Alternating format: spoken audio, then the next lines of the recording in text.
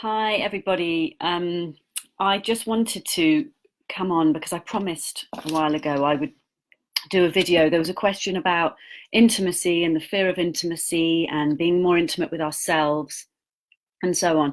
So I just thought I would just jump on now and just touch on that about the fear of intimacy that we have, why we have this fear of intimacy, why we push love away when we desperately want love. So underneath so much of that is a fear of rejection and abandonment. And much of that can come from earlier life. So we may have not had certain needs met as a young girl with our father and not got the love we felt we needed. He could have been a great man. He could have been a fabulous human being, but not loved us the way we interpret love and the way we understand love. He may just not have been there. There's so many things that happened when we were children, but that happened in the past. And what happens is it comes back and stays with us. So when we are kind of triggered, when we are with a man, all of those kind of unmet needs we had when we were young come back and our focus goes, instead of on our father, onto this particular man. So what happens is we have an unmet need when we're a child, when we're young, that becomes a longing as an adult. And that becomes a longing that we desperately want to have met by a man and the man in front of us. So when we first meet a man, it can be exciting, and we can kind of overlay onto him this kind of perfect image of the man. We think he is everything we need. We're looking for all the good. We're looking for evidence that he's perfect. And then what can happen is, as his more humanness comes out and we realize he's not this perfect human being, we can start feeling disappointed and feeling like there's something lacking in him. There's something he's not giving me. So I just wanted to touch again on this fear of rejection and abandonment. So that can absolutely come from earlier on in our childhood, in our life, but also from my kind of research and learning and things that I've listened to. Alison Armstrong talks about it beautifully when she talks about all women have some inbuilt fear of rejection and abandonment. And it goes back to, it's like a biological thing. It's right inside us, right in our bodies, right in our DNA. And it goes back to the times when we absolutely relied on men to provide and protect for us, to provide for us and to protect us. This is kind of caveman and woman times. And that's kind of carried on and on and on and transferred to now, whereas, we don't have that real fear. We can look after ourselves, we can protect ourselves, we can provide for ourselves, but there is still this inbuilt fear, and really it's not about getting rid of it, it's just having a real understanding of it. So to illustrate this talk, I want to introduce you to somebody. So this is Bessie. And Bessie I made for my daughter when she was little. So she's a handmade little doll and we absolutely adore her. So I thought this is going to really help to illustrate when we're feeling that a man isn't providing something for us that we really need and we start feeling upset. The clue is you feel upset. The clue is you're feeling upset and feeling like you want to shut down, feeling disappointed in him, not just disappointed in, maybe we didn't meet when we were going to meet, or he had to cancel because of whatever reason, but just disappointed in him not giving you something to make you feel something. Does that make sense? So an example I've used before in a video was, I was on a date with a man and I just got it into my head. I wanted him to stroke my face. And the more I thought about it, the more upset I got inside because he wasn't stroking my face. But I didn't want to ask him to stroke my face because that seemed really silly. And that to me just didn't, wasn't the same. So what I did is I just stroked my own face. And I just stroked my own face and just felt how it felt. And within about 5 seconds, he was right there next to me, holding my hand, stroking my hair. So what we're about here is relentless and radical self-love. And there are so many different ways and opinions people have about love, how you love yourself. So here in this coaching group, we talk about, the coaches will talk to you about pouring love on that sad feeling, loving on the angry thoughts, loving on them. And this is what this is about. It's not just self-love in terms of having a manicure and looking after yourself and going for a sauna or something. That's all lovely.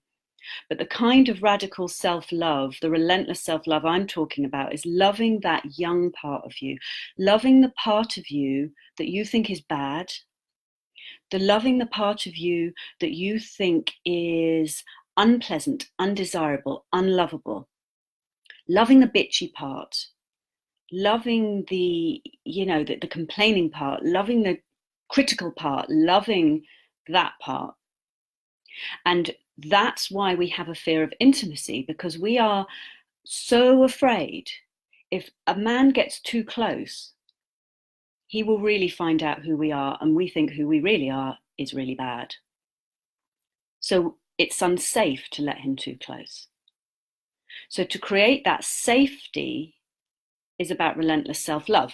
So with Bessie here, I want to illustrate, if we are not loving that little part of us, if we're not providing for that little part of us everything that young part of us needs, it's like when there's a man in front of us, we hold up that little part of us and say, love her, please.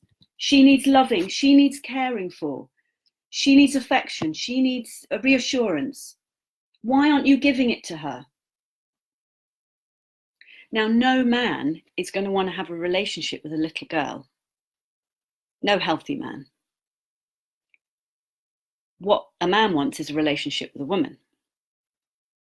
So what we need to do is give that young part of ourselves everything she needs ourselves. Give it to her ourselves. So then a man meets a woman, and then we take care of the little girl. The little girl isn't there to hold his hand. We're there to hold his hand. We're there to get the hugs. We're there to get the affection, but we need to look after that little girl part of us. So how does that look? If you are feeling, okay, I'll think of something. If you're feeling abandoned, or if you're feeling forgotten, okay, so he hasn't texted all day, he hasn't rang all day, or you've been dating and he's ghosted you. So you might be feeling abandoned, you might be feeling forgotten. First question is, where are you abandoning yourself? Where have you forgotten yourself? Maybe you've forgotten yourself, you haven't been exercising the way you actually need to. You haven't been focusing on you, all your attention's been on him. Something all of us coaches do, Rory taught us an amazing, amazing tool about how to really, really take care of that little part of us. You know, really take care of her. Take her up in your arms and just hold her. And it's a completely magic tool and a magic way of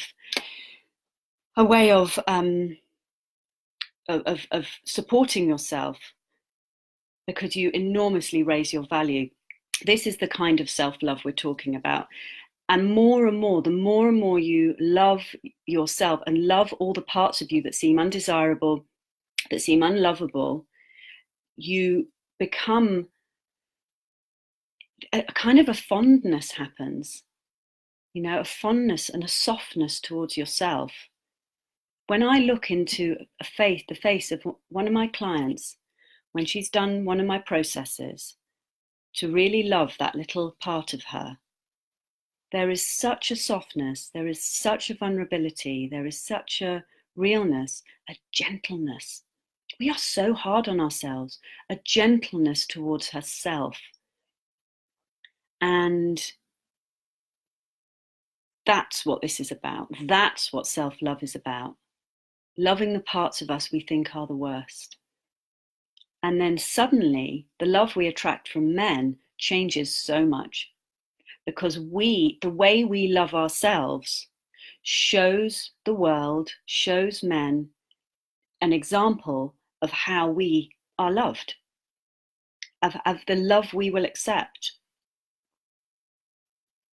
So if we are treating ourselves badly, our negative self-talk, which is self-harm in my book, not just cutting your skin, but the way we talk to ourselves when we speak badly is self-harm. When we're speaking badly to ourselves, our expectation of how we're going to be loved is much lower. If you want to raise the standard of the way you're loved, then it starts with the standard you have for how you love yourself. And a great way to look at it is to imagine that young little part of you, when you're feeling abandoned, when you're feeling rejected, when you're feeling forgotten, when you're feeling unheard. It's the little part of you that's feeling unheard. And it can be so helpful to imagine her like this beautiful little one like Bessie and just go, hey, I hear you. I hear you.